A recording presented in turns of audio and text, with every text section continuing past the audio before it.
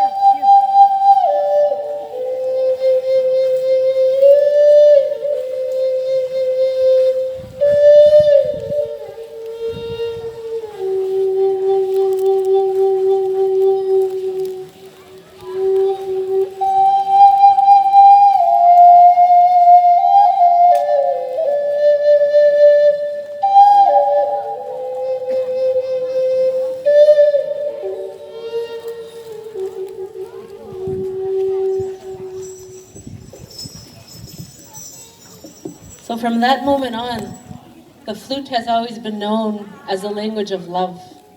And this is where Blue Elk found his voice and found the love of his life.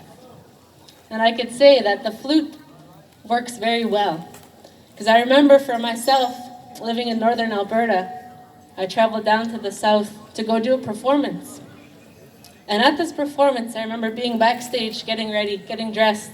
And as I'm preparing to perform, I remember hearing that most beautiful sound ever. And I was amazed. I've never ever heard it before. So I come out from behind the change room because I wanted to see where it was coming from. And in that moment, this is where I saw Michael playing. And also from that same moment, Michael became my husband. Whoa. Ah!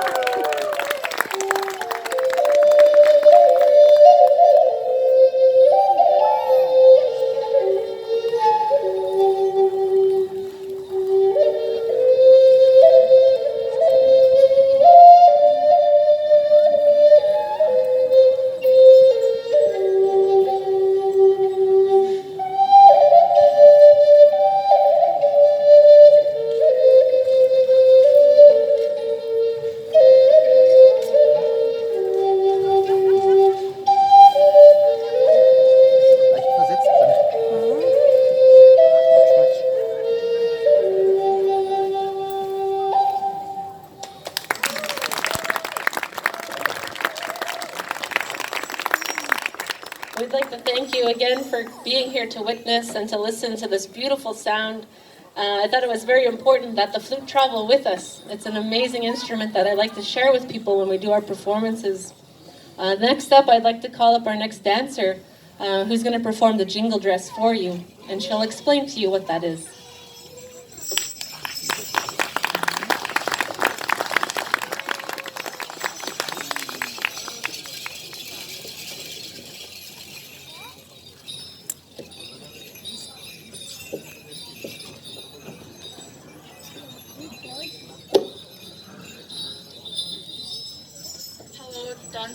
My name is Osa Musquesis Roan, which translates to yellow bear in the Cree language. I'm from Pigeon Lake, Alberta, Canada. I represent the Cree people and the Tsuut'ina tribes in Canada. I dance the women's jingle dance here. The dance originates from the Great Lakes in Ontario and northern Minnesota. The dance is also called the healing dance or the medicine dress. The whole purpose of the dance is to bring healing to our people and everyone who needs it. If you or anyone needs healing, I hope you receive it from watching and hearing the jingles. Hi, hi. Nice.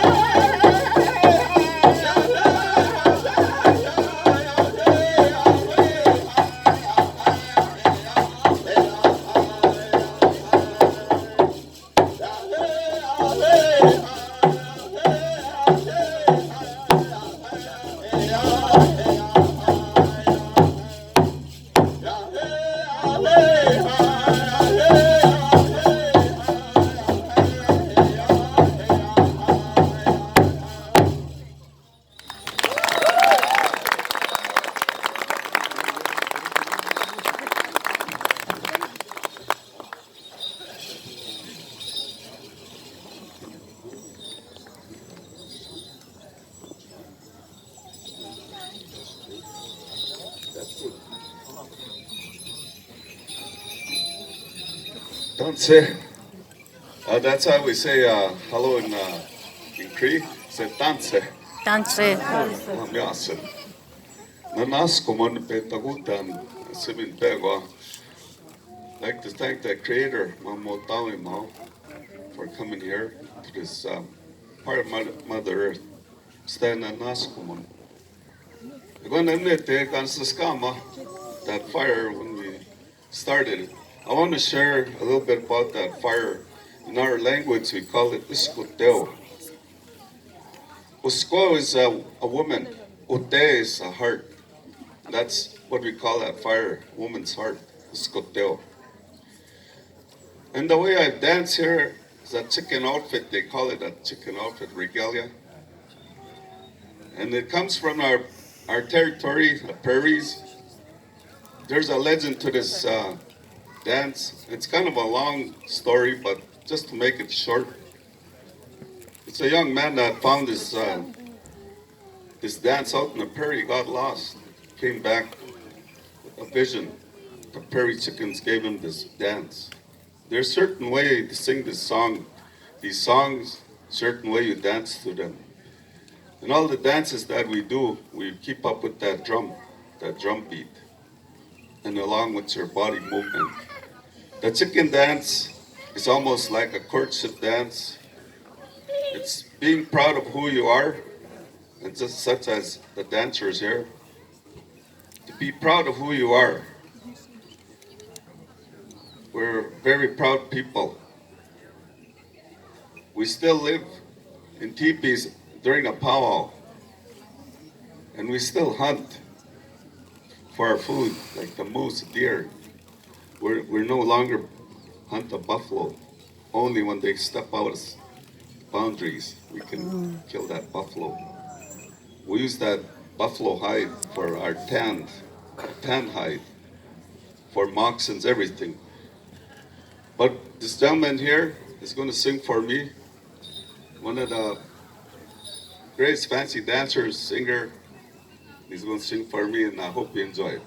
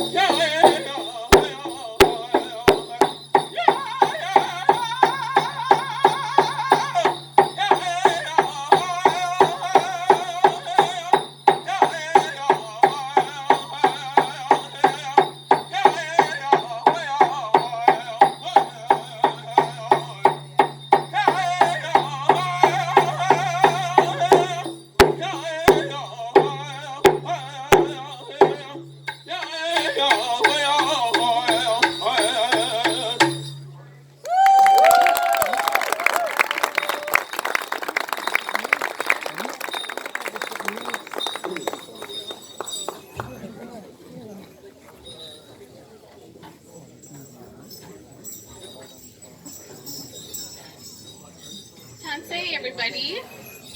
My name is Rebecca Sangways, and I'm going to be performing for you the Ladies' Fancy Shawl Dance. So I'm also from the Ochapowace Cree Nation in Saskatchewan, Canada. And the ladies